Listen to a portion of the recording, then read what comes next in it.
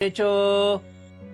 तभी एक दिन उसकी नजर शहर के सबसे मशहूर हाजी साहब के बिरयानी की दुकान पर पड़ती है। अरे वाह, क्या खुशबू आ रही है। जरूर ये बिरयानी बहुत महंगा होगा। काश मेरे पास भी ढेर सारे पैसे होते तो मैं भी एक हाजी साहब की एक प्लेट बिरयानी खाकर बाकियों की तरह मजे ले सकता। लेकिन अपनी किस्मत में तो कबाड़ी बेचना ही लिखा है। तभी हाजी साहब जोर जोर से चीखे।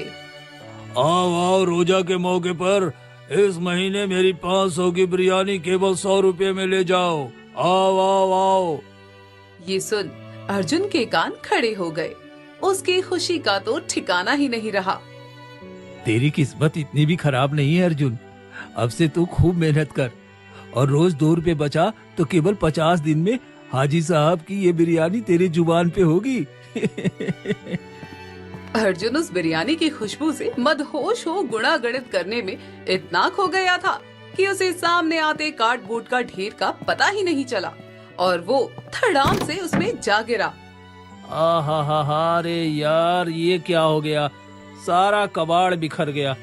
अब इसे समेटने में फालतू में मेरा टाइम खराब होगा और आज की कमाई रोज से कम होगी, सो अलग। रात तक लगातार मेहनत के बाद भी अर्जुन सिर्फ 18 रुपए ही कमा पाया और थका हारा घर लौटा और अपनी माँ कमला से बोला, आज बस इतना ही हो पाया माँ। आजकल लोग बहुत कंजूस हो गए हैं। जब तक किसी सामान का अंचर पंचर ढीला ना हो जाए ना, तब तक उसे रिपेयर कर करके चलाते रहते हैं। इसलिए कबाड़ खोदना न किसी खजाने को खोदने जैसा हो गया है। कमला अपने बेटे अर्जुन से असीम प्रेम करती थी और गरीब होने के बावजूद उसे पढ़ने लिखने और आगे बढ़ने में हमेशा प्रोत्साहित करती थी। आज 18 रुपए हुए हैं बेटा, कल शायद 20 हो जाएं। तू परेशान मत हो, हमारे खाने का इंतजाम भले ही ना हो, लेकिन बस तेरी पढ़ाई का इंतजाम हो जाए, यही मेरे लिए बहुत है। माँ, आप मुझे ये काम दिन भर क्यों नहीं करने देती? सिर्फ आधे समय के लिए ही क्यों करने देती हैं? अगर मैं इसे दिन भर करता ना, तो आज तुम्हारे हाथों में 18 की जगह 36 होते। अरे नहीं बेटा, तू बस पढ़ाई कर, बाकी सब मैं संभाल लूंगी। भगवान ने चाहा तो एक दिन तू बहुत बड़ा आदमी बनेगा। मैंने भी अब पड़ोसियों के घर में बर्तन मांजने का काम शुरू कर लिया है। 18 तेरे और 20 मेरे मिलकर 36 की जगह अब 38 हो जाएंगे। उस 18 रुपए से केवल थोड़ा सा ही खाना बन सका। तभी रात को खाने के वक्त कमला ने अपनी थाली में से आधी रोटी अर्जुन की थाली में डाल दी। अर्जुन को पता था कि माँ अपना खाना कम करके उसे ज्यादा देती है, लेकिन वो कुछ नहीं कह सकता था। मेरी माँ मेरा कितना ख्याल रखती है। एक दिन मैं माँ को सबसे अच्छी बिरयानी खिलाऊंगा, हाजी साहब के यहाँ से भी अच्छी बिरयानी। तुम बस देखना माँ, ये मेरा वादा है। अगले दिन अर्जुन जब स्कूल पहुंचा तो देखा कि उसकी क्लास की सबसे प्यारी लड़की प्रिया का जन्मदिन था और सभी अमीर बच्चे महंगे महंगे तोहफों के साथ उसे बधाइयाँ दे रहे थे। हैप्पी बर्थडे प्रिया, ये लो हमारे देश की सबसे महंगी चॉकलेट। ये मेरे पापा ने विदेश से मंगवाई है, तुम्हें जरूर पसंद आएगा। और ये लो मेरे पापा के होटल की स्पेशल मिठाई। हमारे शहर में इससे अच्छा मिठाई कोई नहीं बेचता।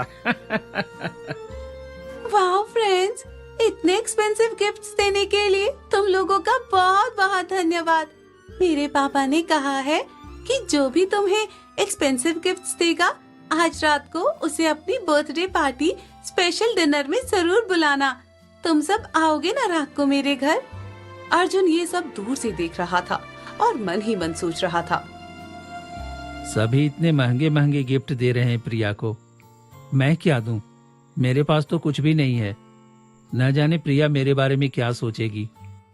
ए अर्जुन, अरे तू वहाँ खड़ा क्या सोच रहा है? याद नहीं टीचर ने हमें क्या बताया था कि हमें अपने क्लासमेट के हर सुख दुख में शामिल होना चाहिए। चल बता, तू प्रिया के लिए क्या लाया है? मैं वो अरे जाने दे राहुल, तो भी किस भिखारी से ये सब बोल रहा है? अरे इसके पास तो अपनी फीस देने के भी पैसे नहीं होते, गिफ्ट भला क्या देगा? देखता नहीं इसकी माँ कैसे हर महीने की आखिरी तारीख को प्रिंसिपल के सामने गिड़गिड़ाने आ जाती है। मैं अपने बेटे की फीस जल्दी दे दूंगी सर, मुझे थोड़ी मोहलत और दे दीजिए। वाला वाला। ये सुन अर्जुन गुस्से से आग बबूला हो गया, लेकिन वो जानता था कि वो कुछ कर भी नहीं सकता।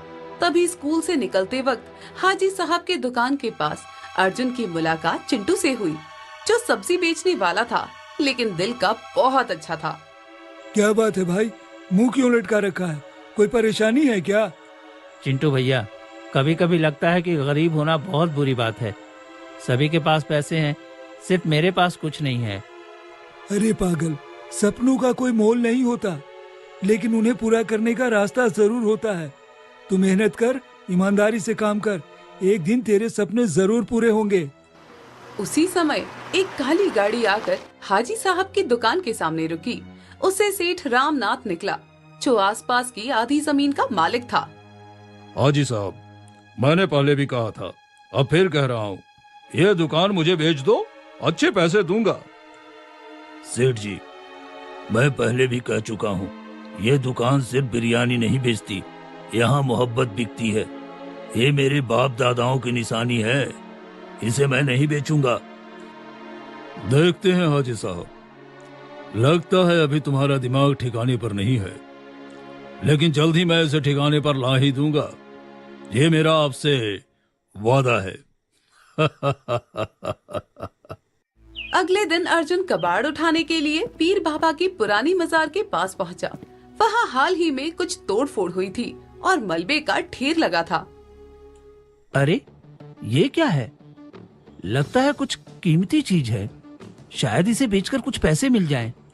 तभी अर्जुन ने उस चीज को खोदकर निकाला तो देखा कि वो एक सुंदर मिट्टी का बर्तन था, जिस पर फारसी में कुछ लिखा हुआ था। अरे वाह, ये बर्तन कितना खूबसूरत है। इसे तो मैं कबाड़ में नहीं बल्कि किसी दुकानदार के यहाँ बेचूंगा, वो जरूर मुझे इसके अच्छे खासे पैसे देगा। तभी अर्जुन ने जैसे ही उसे साफ किया, उसमें से बैगनी धुआं निकलने लगा। अरे ये क्या हो रहा है? मैंने तो सिर्फ साफ किया था, ये धुआं कहाँ से आ रहा है? तभी धीरे धीरे धुआं साफ होने पर अर्जुन के सामने एक मोटा ताजा आदमी खड़ा था, जिसके सिर पर रसोइया की टोपी और शरीर पर मसालों से भरा एप्रन था। 200 साल से बंद था मैं, बिरयानी की खुशी में फंसा था मैं। तू मेरा मालिक, मैं तेरा नौकर, बोल अब कैसा दिखाऊं मैं जौहर। तू कौन है? ये कैसे यहाँ आ गया? कहीं कोई फिल्म तो नहीं चल रही?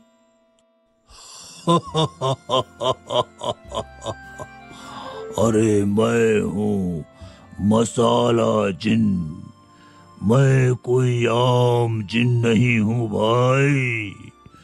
मैं सिर्फ खाने पीने के मामले में काम आता हूँ। तू मुझे आजाद किया है, इसलिए तेरी एक इच्छा पूरी करूँगा। वाह, तो क्या तुम मुझे बहुत सारे पैसे दे सकता है, या फिर बिरयानी, सबसे अच्छी बिरयानी?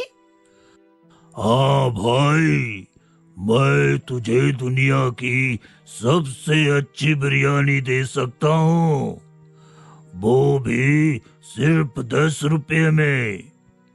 लेकिन हाँ, मेरी एक शर्त है। शर्त? कैसी शर्त? ये 10 रुपए तुम्हें सच्चे दिल से नेकी करके कमाने होंगे। अगर तूने झूठ, मक्कारी या बेईमानी से ये पैसे कमाए तो तेरी बिरयानी पल भर में राख बन जाएगी। बोल, मंजूर है? सिर्फ 10 रुपए में दुनिया की सबसे अच्छी बिरयानी? ये तो बहुत आसान है। मैं कल ही नेकी करके 10 रुपए कमा लूंगा, इसमें कौन सी बड़ी बात है? अगली सुबह अर्जुन की आंखों में एक अलग सी चमक थी। मसाला जिन्न की बातें उसके दिमाग में गूंज रही थी। सिर्फ 10 रुपए में दुनिया की सबसे अच्छी बिरयानी? मुझे तो अब भी इस बात पर विश्वास नहीं हो रहा। ये तो बहुत आसान है। मैं चिंटू भैया से 10 रुपए उधार लेकर बाद में उन्हें वापस कर दूंगा। इससे आसान और क्या हो सकता है? हाँ। अर्जुन दौड़ता हुआ चिंटू के पास गया। 10 रुपए? अचानक से क्या जरूरत आन पड़ी अर्जुन? तू कोई मुसीबत में तो नहीं है ना? अरे नहीं नहीं भाई, वो मैं माँ के लिए दवाई लेना चाहता हूँ। बेचारी कल रात से खांस रही है। कल तक मैं आपके पैसे वापस कर दूंगा, पक्का।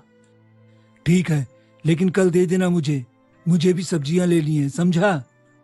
अर्जुन चिंटू से उधार लेकर खुशी खुशी घर आया और मसाला जिन्न को आवाज लगाई। तभी अचानक बैंगनी धुआं निकला और जिन्न हाजिर हो गया। कहो मालिक, क्या चाहिए? 10 रुपए लेकर आए हो कि केवल सपने देखना है? लेकिन रुको, ये 10 रुपए कैसे कमाए तुमने? वो मैंने बहुत मेहनत से कमाए हैं। एक एक काम किया था। चलो देखते हैं, बिरयानी आ रही है। जिन्न ने हाथ हिलाया और सामने सुनहरी प्लेट में दुनिया की सबसे खुशबूदार बिरयानी आ गई। ये देख अर्जुन के मुंह में पानी आ गया, लेकिन जैसे ही उसने पहला कौर मुंह में डाला, बिरयानी कीचड़ में बदल गई। छी छी छी छी, ये क्या हो गया? तुमने गलत जादू किया है क्या? झूठ और मक्कारी की है ये सजा, सच्चे दिल से करने की अदा। तूने अपने दोस्त चिंटू से झूठ बोलकर पैसे लिए हैं। अब जब भुगत रहा है उसका फल, तो बोल रहा है मैंने दिए हैं। तभी अचानक अर्जुन के साथ अजीब अजीब घटनाएं होने लगी। वो केले के छिलके पर फिसलकर कीचड़ में गिरा। फिर एक बंदर ने उसकी पसंदीदा टोपी छीन ली और उसके चेहरे पर किसी ने गोबर फेंक दी। अरे यार, ये क्या हो रहा है मेरे साथ? मैंने तो सिर्फ 10 रुपए लिए थे, उसकी इतनी बड़ी सजा। कर्म का चक्र है ये बेटा, जैसा करोगे वैसा पाओगे। नेकी से नेकी मिलती है और झूठ बोलने से हर तरह के कष्ट पाओगे। अगले दिन अर्जुन ने अपनी माँ से सारी बात कही, जिसे सुन कमला मुस्कुराते हुए बोली, बेटा, जादू वादू में कोई शॉर्टकट नहीं होता। सच्चे दिल से नेकी करनी पड़ती है। तू छोटे छोटे काम करके लोगों की मदद कर, फिर देख कैसे चमत्कार होता है। लेकिन माँ, मैं कौन सा काम करूं? पैसे तो हमारे पास है नहीं जो गुरुकुल गौशालाओं में दान दे सकूं। बेटा, अच्छे काम हर जगह मिल जाते हैं, बस आंखें खुली रखनी पड़ती है। दुनिया में हर काम पैसे से नहीं होते, कुछ काम सहयोग से सफल होते हैं बेटा। अर्जुन ने ये बात अच्छे से गांठ बांध ली। तभी अगले दिन अर्जुन को एक जापानी सैलानी रास्ता भटका हुआ मिला, जो बहुत परेशान था।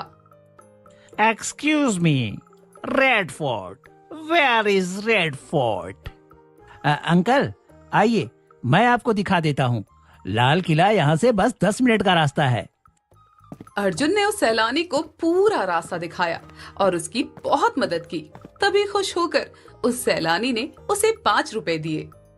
Thank you very much, you are good boy. अब मेरे पास 5 रुपए हैं, लेकिन अभी भी 5 रुपए और चाहिए। तभी रास्ते में अर्जुन ने देखा कि एक बिल्ली का बच्चा बहुत भूखा है और दूध के लिए रो रहा है। तभी उसने अपने 5 रुपए से दूध खरीदा और बिल्ली को पिला दिया।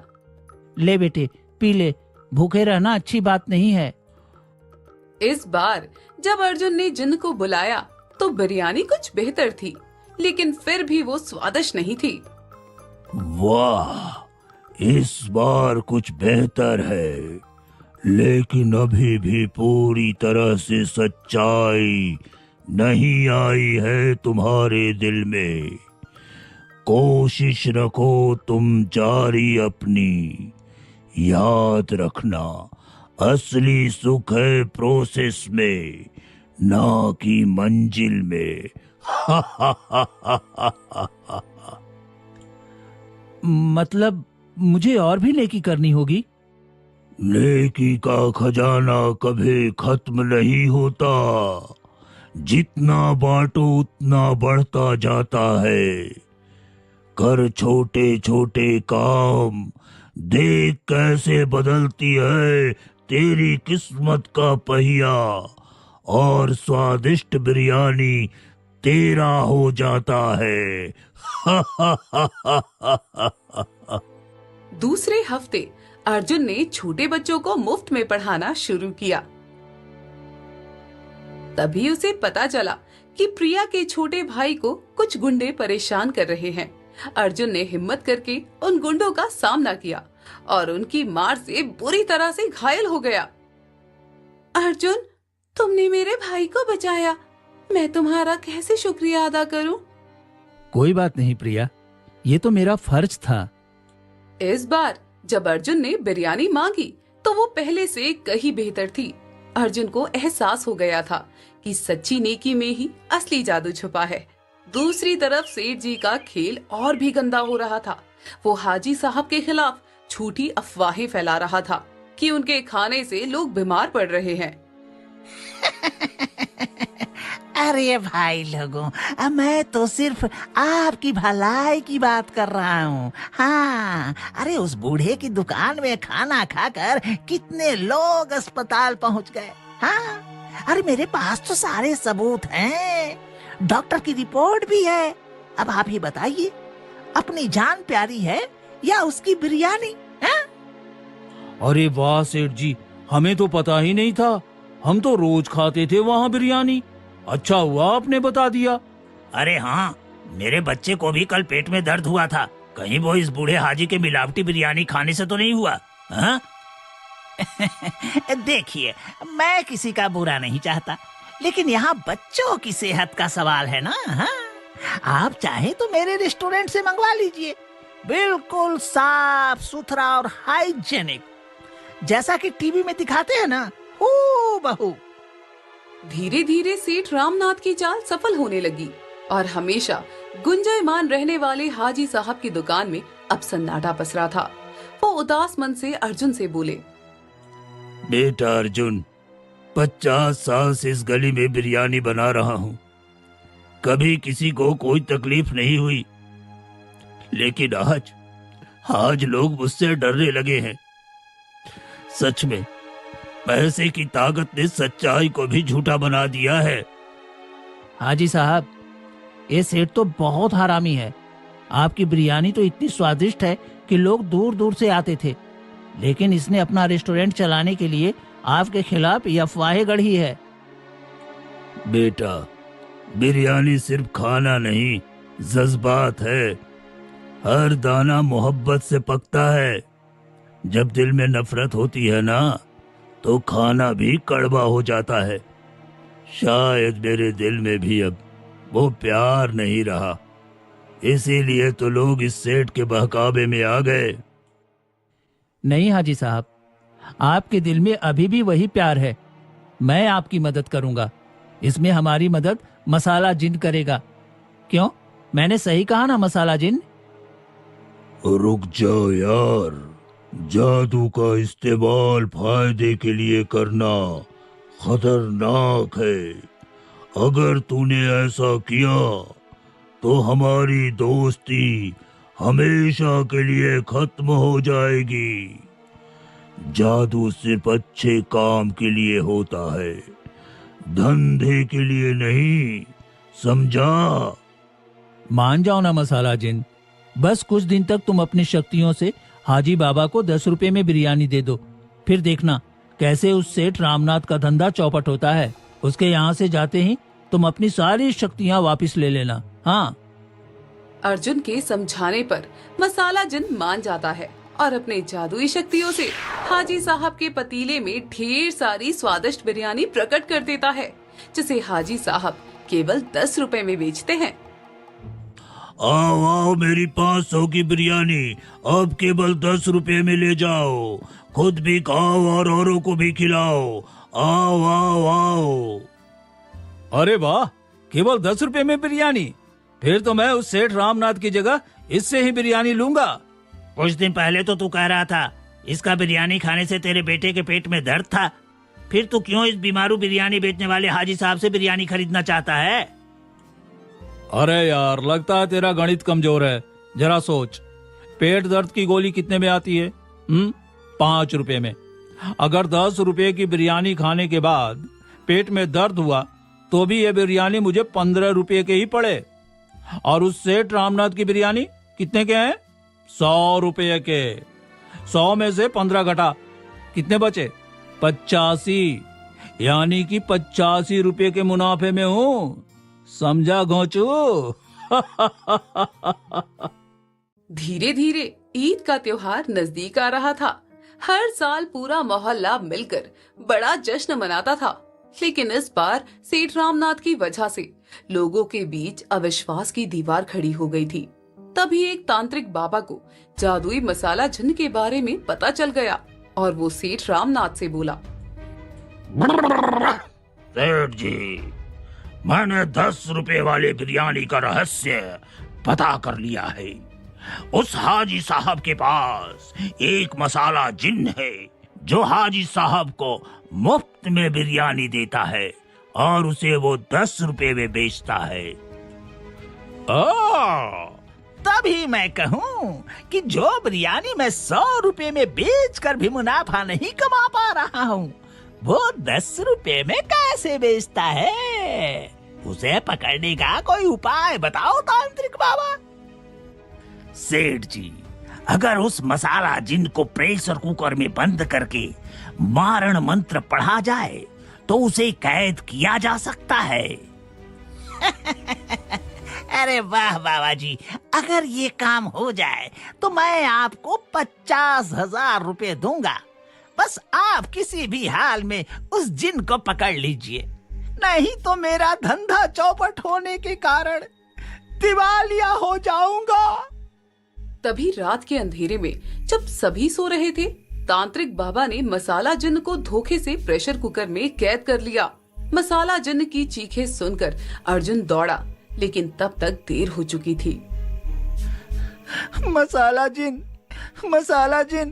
कहाँ हो आप? मैं आपको यहाँ से जल्दी निकालूंगा, आप घबराइए मत। यार अर्जुन, मुझे यहाँ से निकालना आसान नहीं है।